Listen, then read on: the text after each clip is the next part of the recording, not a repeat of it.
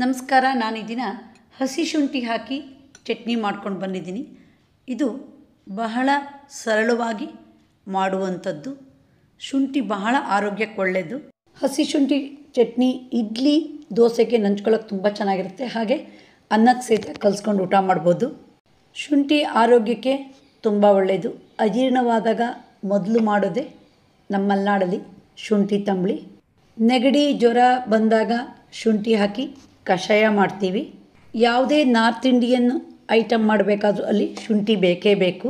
ಹಸಿ ಶುಂಠಿ ಉಪಯೋಗಿಸಿ ಚಟ್ನಿ ಮಾಡಿದರೆ ಅದು ತುಂಬ ಪರಿಮಳ ಇರುತ್ತೆ, ಭಾಳ ರುಚಿಯೂ ಹೌದು. ಬನ್ನಿ ಈಗ ವಿಡಿಯೋ ನೋಡ್ತಾ ಹೋಗೋಣ.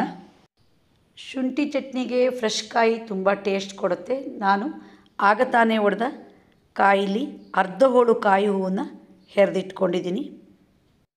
1/4 ಸ್ಪೂನು ಸಾಸಿವೆ ಕಾಳು ಹಾಕಿಟ್ಕೊಂಡಿದ್ದೀನಿ. ಅರ್ಧ ಇಂಚು ಹಸಿ ಶುಂಠಿನ ಸಿಪ್ಪೆ ತೆಗೆದು ಸಣ್ಣದಾಗಿ ಹೆಚ್ಚಿಟ್ಕೊಂಡಿದ್ದೀನಿ. 10 ಹಸಿದಾದ ಸೂಜಿ ಮೆಣಸು ಇಟ್ಕೊಂಡಿದ್ದೀನಿ. ನೀವು ಹಸಿಮೆಣಸು ಉಪಯೋಗಿಸೋದಾದರೆ ಸ್ವಲ್ಪ ಬಾಣಲೆಯಲ್ಲಿ ಬಾಡಿಸಿ. 1 ಸ್ಪೂನು ಹುಣಸೆ ಹಣ್ಣಿನ ಹೆಸಳನ್ನು ಇಟ್ಕೊಂಡಿದ್ದೀನಿ. ರುಚಿಗಾಗಷ್ಟು ಉಪ್ಪು ಹಾಕಿದ್ದೀನಿ. ಪರಿಮಳಕ್ಕೆ ಹಿಂಗೆ ಹಾಕಿದ್ದೀನಿ. 1 ಸ್ಪೂನು ಕೊತ್ತಂಬರಿ ಸೊಪ್ಪನ್ನು ಹೆಚ್ಚಿಟ್ಕೊಂಡಿದ್ದೀನಿ. ಮಿಕ್ಸಿ ಜಾರಿಗೆ ಇವೆಲ್ಲವನ್ನು ಹಾಕಿ ಒಂದ್ಸರಿ ಹಾಗೆ ಪುಡಿ ಮಾಡಿದ್ದೀನಿ. ಈಗ ಅರ್ಧ ಲೋಟದಷ್ಟು ನೀರು ಹಾಕಿ ನಯಸ್ಸಾಗಿ ರುಬ್ಬೋಣ. ಶುಂಠಿ ಚಟ್ನಿ ರೆಡಿ ಆಯಿತು. ಈಗ ಒಂದು ಬಟ್ಲಿಗೆ ತೆರಪು ಮಾಡೋಣ. ಪರಿಮಳಕ್ಕೊಂದು ಒಗ್ಗರಣೆ ರೆಡಿ ಮಾಡೋಣ. ಒಲೆ ಮೇಲೆ ಒಗ್ಗರಣೆ ಸೋಟಿಟ್ಕೊಂಡಿದ್ದೀನಿ. 1 ಸ್ಪೂನು ಕೊಬ್ಬರಿ ಎಣ್ಣೆ ಹಾಕಿದ್ದೀನಿ. ಹಾಗೆ ಒಣಮೆಣಸು ಅದ್ರ ಜೊತೆಗೆ ಹಿಂಗೆ ಹಾಕಿದ್ದೀನಿ. ಈಗ 1/4 ಸ್ಪೂನಷ್ಟು ಉದ್ದಿನಬೇಳೆ ಹಾಕೋಣ. ಸ್ವಲ್ಪ ಫ್ರೈ ಆಗಲಿ. ಈಗ ಸಾಸಿವೆ ಕಾಳು ಹಾಕೋಣ. ಸಾಸಿವೆ ಕಾಳು ಫ್ರೈ ಆಗ್ತಾ ಬಂತು. ಈಗ ಗ್ಯಾಸ್ ಆಫ್ ಮಾಡೋಣ. ಒಗ್ಗರಣೆನ ಚಟ್ನಿಗೆ ಹಾಕೋಣ.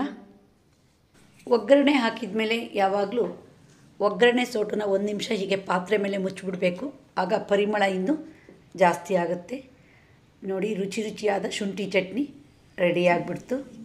ಯಾವಾಗಲೂ ಒಂದೇ ಥರ ಚಟ್ನಿ ಮಾಡಿ ಉಪಯೋಗಿಸಿದ್ರೆ ಬೋರ್ ಆಗಿಬಿಡುತ್ತೆ. ಡಿಫ್ರೆಂಟಾಗಿರಬೇಕು. ಶುಂಠಿ ಚಟ್ನಿ ಆರೋಗ್ಯಕ್ಕೆ ತುಂಬ ಒಳ್ಳೆಯದು. ನೋಡಿದ್ರಲ್ಲ ರುಚಿಯಾದ ಶುಂಠಿ ಚಟ್ನಿ ಮಾಡೋದು ಹೇಗೆ ಅಂತ. ನೀವು ಒಮ್ಮೆ ಟ್ರೈ ಮಾಡಿ. ನಿಮಗೆ ಈ ವಿಡಿಯೋ ಇಷ್ಟ ಆದರೆ ಲೈಕ್ ಮಾಡಿ, ಶೇರ್ ಮಾಡಿ, ಸಬ್ಸ್ಕ್ರೈಬ್ ಮಾಡಿ. ಧನ್ಯವಾದಗಳು.